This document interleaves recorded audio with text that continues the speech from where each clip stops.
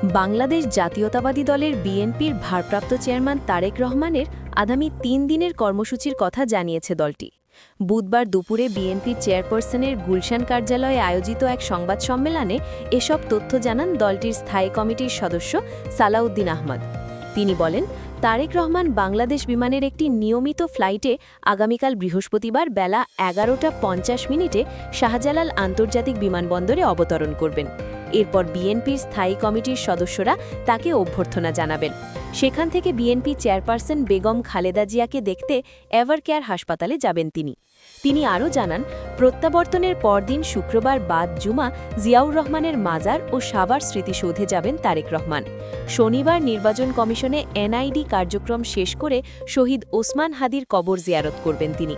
পরে জুলাই গণ অভ্যুত্থানে আহতদের দেখতে পঙ্গু হাসপাতালে যাবেন।